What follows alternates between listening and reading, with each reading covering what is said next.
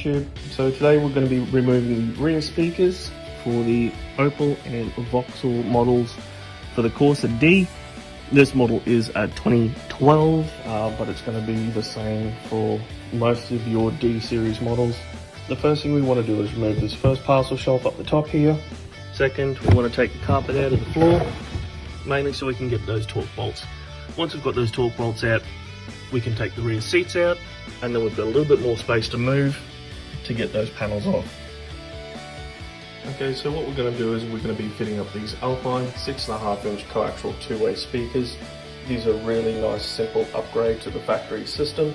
They produce really good sound and they're not too expensive. In addition, we've also gone and ordered the AirPro speaker spacers. These are the APS 287. As you can see, they fit a few different models, but these are very important to get these speakers to fit, otherwise they just will not do it. And in addition, I've also gone and got myself a King Chrome security bit set. These have got all the additional little pieces that you're going to need in the future working on any Opel, Vauxhall, BMWs, Mercedes, anything like that. They're a very, very, very handy little kit to have. First thing we want to do is actually move the front seats as far forward as possible so we can make getting into the back a little bit easier. Once we've done that, we want to remove the lower squab of the seat, which is done by removing 3 Torx keys. They're a T50. Simply pop this little cover off and you'll see that there's the bolts underneath. Remove them, remove the lower squab. So next up, after we've removed the bottom of the seat, is taking out the backrest. So the easiest way to do that is remove the covers from each side and the T50 Torx pieces underneath. Now I've got a trim removal tool. Just pop it in underneath like so and pop those pieces out nice and easy. The next step after that is to remove the seat belts.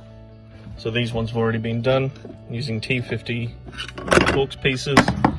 They both come off, and the same with your center belt there. Once that's all done, we can then start to look at removing this backrest. This next bit's a little bit tricky, and it's actually how to release the bottom of the seat. So we're going to need a big flat blade screwdriver for this one. So what we need to do is get in and actually lever this little clip style thing here. So you see it is actually spring loaded. We need to get in with our screwdriver in behind and actually lever out. You can see that that whole lot actually moves. So at the same time we're levering out, we need to pull this seat away. So the easiest way I've found to do that is actually pull the seat up, so you've still got enough room in there to get your hand and screwdriver in, but have the seat upright so it's not clouching that. From there, get your hand on the headrest and pull it back towards the passenger side on the Australian models. So lever, pull, and you'll feel the whole lot pop out.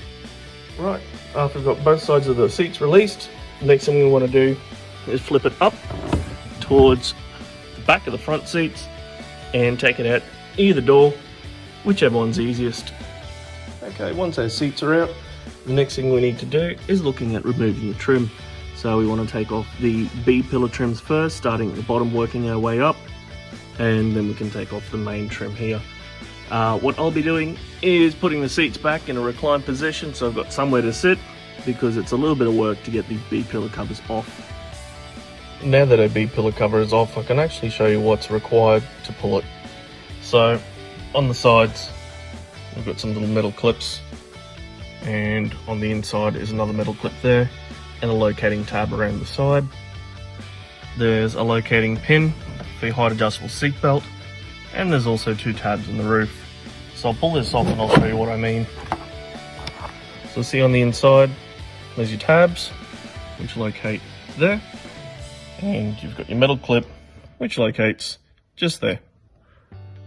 There's a tab that slides in for your seatbelt adjuster, which is just there, and you can't quite see, but right up the top inside there, just on the other side of the airbag, is the location points for the pins.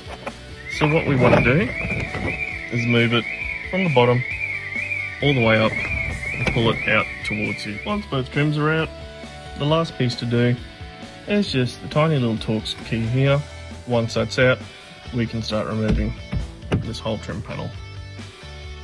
Next, in order to take these interior panels out, is to take our kick trims off.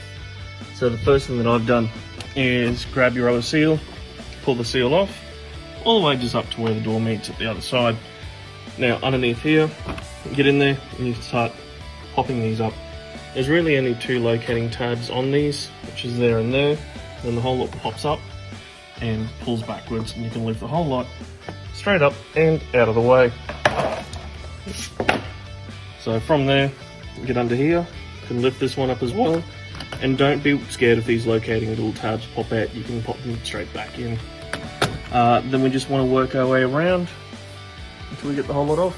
Alrighty, and just an FYI, for those of you that are at home screaming at me going, they're never going to fit, I'm actually quite aware. There is actually quite a sizable difference in the speakers, but as you'll see, they do fit up really very nicely. And I'm going to show you how to do that now. So the first thing we want to do is actually remove the old speaker. So I'm just using a T25 piece to get out little screws.